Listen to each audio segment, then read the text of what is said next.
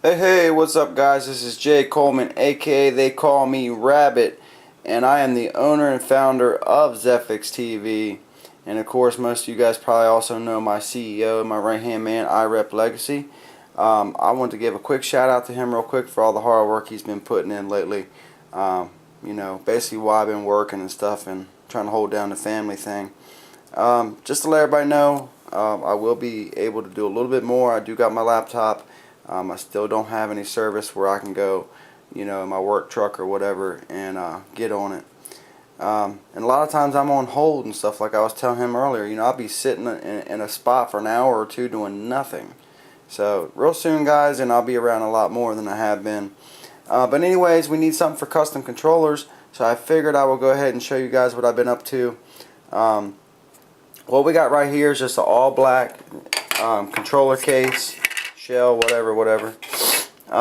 This is not a controller. I bought this just as the shell, and then this bag here, you get all your parts and pieces.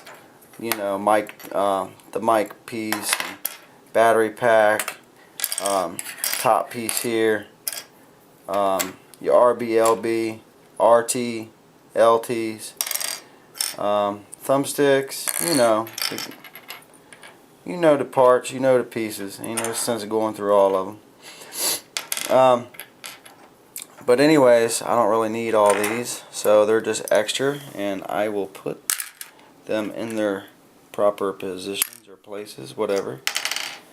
As you can see, I got a little kit here, and it's got a little bit of everything in it. A little bit of everything. Basically what I'm doing, what I'm showing you guys, I'm not showing you all my crap that I need to figure out what I'm going to do with. I am showing you guys how to paint or do a custom paint job on a controller shell. As you can see here from our splatter series. Now I sell these on eBay. I personally happen to like this myself. Gloss black and just some red splatter, and then of course I hit it with a clear coat. This was originally a pink controller. That's kind of funny if you think about it. I should have hit it with some pink splatter, but I was out of pink paint. But anyways, I still like it. Got your orange and your blue, and this is that, if you notice, it's got a texture on it. That's that textured paint. The orange is, anyway. It's that textured rubberized type paint. It gives it a nice rubbery feel. And then of course I got the black with the orange splatter, and then it's got the chrome stripes on it. And then this right here, actually this is sold. It had a little bit of an issue, so I'm fixing this up and I'm sending this back to the customer. And me and him's had a pretty good relationship. He's a real cool dude. Met him on eBay, and I made this for his kid, and his kid absolutely loves it.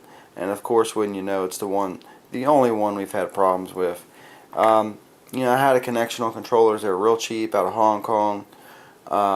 This one will not sync up for whatever the reason is, so I may have to either make them a new one, refund them, or whatever. But you got to keep, good customer service. So that's what we're going to do. We're going to take care of them, make sure it's right. If it ain't right, we'll just give him his dollars back. That controller right there, the all gold with the green mic piece and the green thumbsticks and the green trim, that actually only sold for about 35 bucks. And I'm able to do that with the prices that I'm getting right now. So you can't beat that.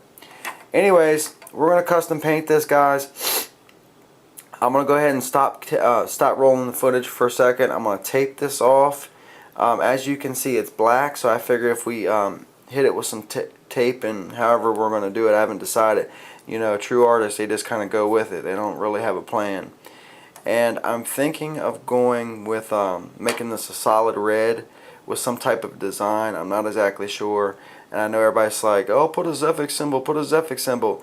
I'm having Zephix templates designed right now. They're being cut and sent to us. They're about $30 just for the templates. And I'm not going to attempt to freehand it. I can freehand the logo myself. The problem is it's not perfect. When I paint, I want perfect lines, perfectly straight. I don't want any bleeding into the zone where it's not supposed to be a color or whatever. I want it perfect. And if it's not going to be perfect, I don't want it. Therefore, the freehand, yes, it looks good. Yes, it looks pretty much exact, but this, the lines aren't perfectly straight. It's a little bit off, so I just can't put out a product like that. So therefore, we're going to go ahead and just do it this way. I'm going to tape this off. We're going to do some type of design. I'm pretty sure we're going to go red and black, and we'll go from there. We'll see what we got when we come back, guys. Appreciate it. Jay Coleman. Peace. Hey guys, this is Jay Coleman. I'm back again, and I told you never know what direction the artist is going to go, because I said red and black, and well, we've then changed it. Basically, I thought, hey, Black Ops 2, duh, that's what just came out. I took some blue painter's tape, which that's all you need, and I have a knife right here. Excuse me, I'm mess with the camera angle for a second. I have a knife that's actually a razor blade, and I use that for everything. I love that thing. But I went ahead and did the logo the best I could, freehanded, for the Black Ops 2. I think it looks pretty good, pretty close. And then we got two stripes. We're going to paint this. Now, oh yeah, I put one on the back. I might go in a second one. I'm not exactly sure. But if you put that on, did I make that connect? I can't remember now. Yes. So the blue stripe actually wraps around, and I might as well go a second one. Once you paint this, and I'm going to paint this Black Ops orange, and it's actually got a little red tint to it, so I might have to throw a little, mix a little, just a dash of red in the paint. Once you spray that, we're going to let it dry. Okay, you can't get impatient, trust me. I know I've ruined many controllers doing it. Getting impatient, you can't wait to see what it looks like, so you take the tape off early, and guess what? You mess up. So let it be, let it dry, and when I say let it dry, I mean this stuff can take days to harden. It could take up to, a couple hours it'd be dry, but it'd be tacky, it'd be sticky. You know what I mean? So you don't want to mess with it. Let me walk you over here to the kitchen real quick. Or I'm in the kitchen, but I have this little pad here, and what I'll probably do, believe it or not, this is a type of sandpaper. It's not really going to scratch it up. It's going to give it a little scuffing, and that's going to allow it to accept the paint a lot better and stick a lot better. So we're going to just scuff it a little bit, and when I say a little bit, I literally mean just, you can just, like, you can't do it with one hand. Something like that. Just a little graze on it, and you can see it left a little marking there. Make sure you tape, if you notice, I'm glad I put that up to the thing, up to the camera. Smooth it out, make sure you got all the air bubbles out. Make sure that none of the paint is going to seep through. And another little tip for you guys, don't cake the paint on. If you cake it on, it will seep through the paint or through the tape, and then when you peel the tape off, you're going to have a little bit of paint that gets through there. Okay, so just a light coat of paint, let it dry, let it harden. I usually come back and hit it with a clear coat. Now it depends on what type of paint you're using. The paint that I use, 2-3 coats tops, boom, you're done. Let it ride, because it's just such a good quality paint. It's not going to chip off like that anyway. And if it does chip off, that means you're at home picking at it. So don't pick at it until you've gotten past like day number 5.